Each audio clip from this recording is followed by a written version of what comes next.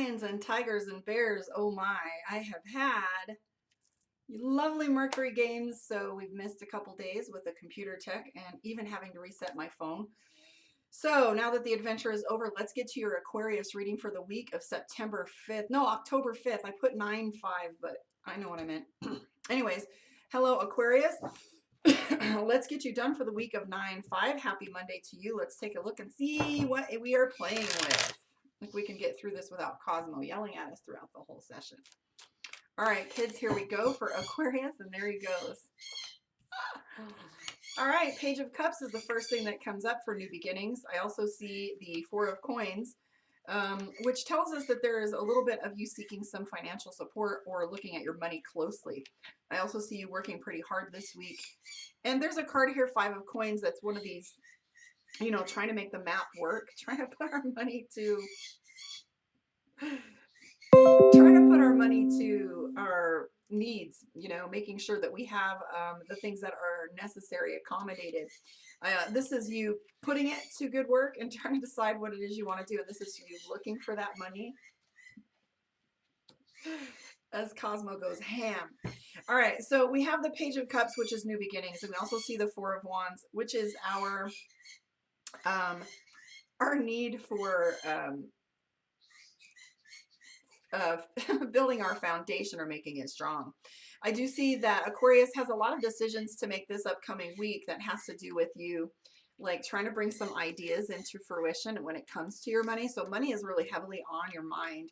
There are a lot of things that you want to walk away from and or quit with the Queen of Swords. Now, this might be something that isn't serving you, because the literal translation of this card is that she's walking away from something that doesn't serve her or walking away from a dead tree. You don't water a dead tree, right? You just got to kind of leave it be. Sometimes you got to pull it up and root it out and clear it out of the way so you don't have to look at it anymore and use it for something more useful. Sometimes we just have to basically, you know, just walk away and leave it be. Hi, Orlando. How are you, darling? Hi, Aurora. So I'm saying that because of all this little unrest stuff, that there might even be a little bit of short temper, power struggles, lessons being learned, and awarenesses, right? And so we have the Nine of Coins, the Eight of Wands, and the Ace of Swords. So ultimately the Ace of Swords has to do with like new beginnings when it comes to your decision making or doing things in a new way, in a broader spectrum. Hi, Regan. So you've got the Ace of Swords, Nine of Coins, and the Eight of Wands. With those together, it tells me that you're likely to have things pick up and be a little bit busy. The thing about being busy is sometimes busy doesn't mean productive, and that can feel a little frustrating when you feel like your schedule has gotten a little bit out of control, or feeling as if your decisions aren't your own because you've got so much time that's taken up by these other like situations or incidents or scheduling. I do see the Hierophant. Now the Hierophant is a kind of a really broad spectrum card too. This has these undercurrents of meaning within it. And so the Hierophant can sometimes mean higher education or learning. It can also mean arrogance. It can also mean stuck at information, as if you feel like you know everything, or someone you're dealing with is one of those people that act like they know everything, right? But the Hierophant, traditionally, when you look at this card throughout spectrum of different decks, you will see that there's often like a puppet, okay? And there's like a pope. Because back in the day when these cards were most used functionally, they would say that, you know, the religion, or there was always like a religion and politics kind of dichotomy where they had these fights and who was pulling the strings.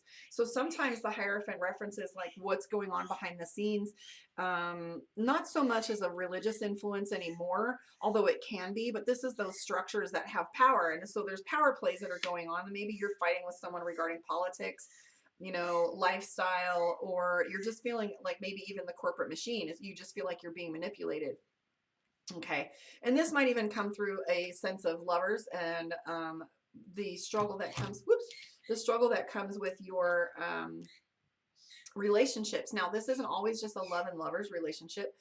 And I was having this discussion with a client last night. Hi, Oscar, by the way, is that the lovers card isn't often the card that people people think they want this card, but it's really not always so beautiful. Just like I was saying this analogy, and you'll remember it forever.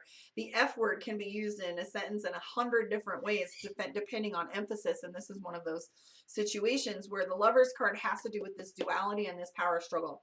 Most of the time, there's two opposing forces and a sword in the middle that indicates that there's this decision to be made, or two people with opposing powers but the same vision. Okay, so we both want to go to pizza, but one of us wants New York pizza and one of us wants homemade pizza. Like, I don't know, there's just like the same mission, just really picking it apart. So you might feel this like powerful energy pulling you in different directions, or you're feeling like you have to meet or match someone else's polar energy, or you feel like you're going to lose yourself a little bit. And there's definitely a lot of energy that I gotta stop saying definitely. Guys, give me a different word for definitely.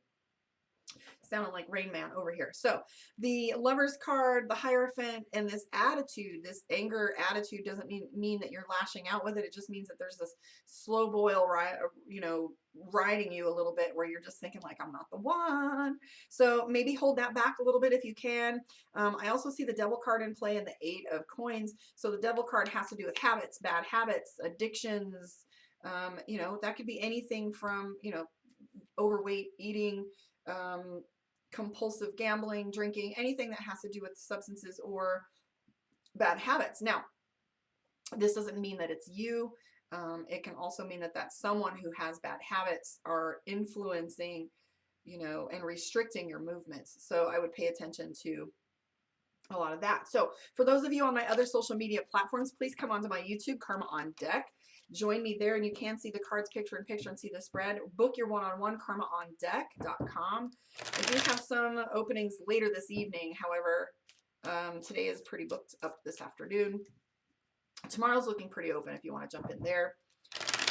Thank you for hanging out with me. Like, subscribe, and share. Let's do your Aquarius moon reading, and I will change the dates for this in the description for 10/5, not 9/5. Mercury's been kicking me straight off in the gut. I don't know about you, but my computer took a shit. My phone took a shit. I had to do factory reset for both of them, and apparently some kind of board adapter power switch inside my brand new laptop has taken a little crap too, and I got to order parts for it. So hang on for the ride. Just remember, just like a roller coaster, you don't get off in the middle. So for your Aquarius moon reading, the Sun card is popping up first.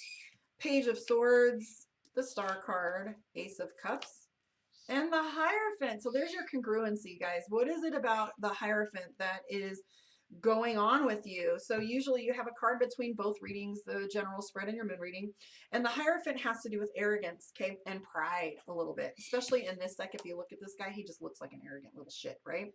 So if you look at him, he's got his neck up, he's got everything he thinks he needs, and nobody can tell him anything. I do feel as if, there is some restlessness for you and sleep problems, maybe some insomnia. I am seeing that you're putting on a broad face and being very cheery. Hi, Krista.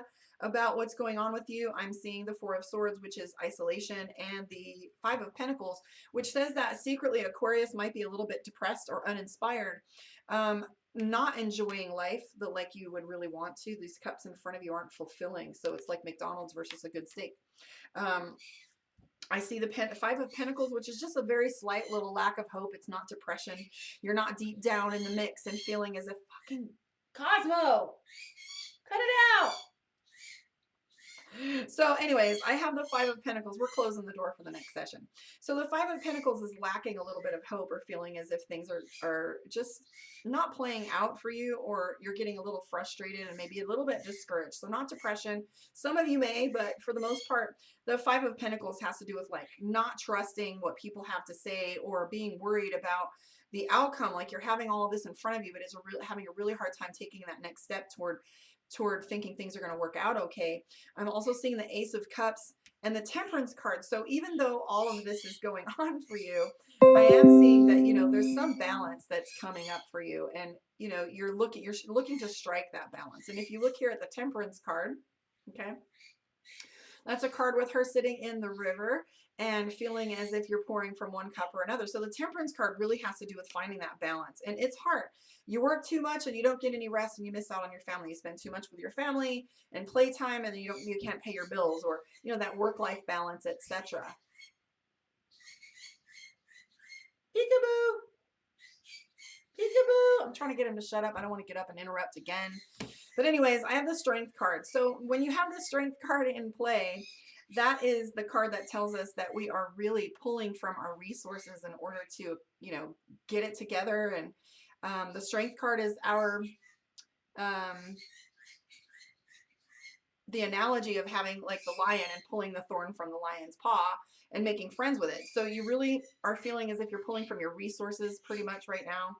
And I see the Wheel of Fortune. So the Wheel of Fortune oftentimes is looked at as the word that references fate, but the Wheel of Fortune also means timing. So things are going to be in their divine timing, and frustration is setting in a little bit for you. So I am telling you, the Four of Wands is also your end result card. I'm telling you that things aren't as bad as they feel or as heavy as they feel. This is all interpersonal and interrelationship issues for you. There's no money issues, but I do feel like you're working a lot harder than you should, and spinning your wheels, it almost feels like.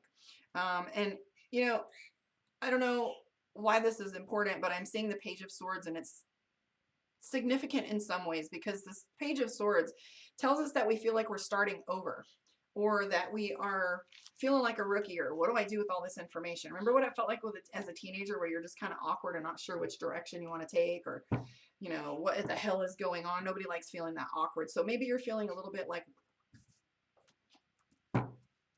let's pull a card for you from Divination of the Ancients. Gamble.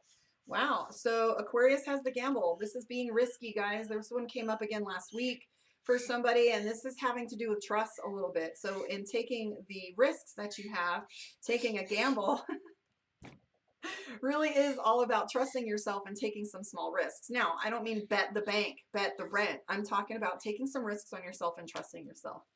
Thank you for hanging out with me. I will catch you on the flip side. We will mute Cosmo a little bit so we can have, I can't be so distracted. I am going to come back up here right afterward and talk to Pisces, and then I'm going to get on and talk a little bit about my salt scrubs, some candles, and some stones and chakra bracelets that I'll be making over at Dixie Rock later in this week.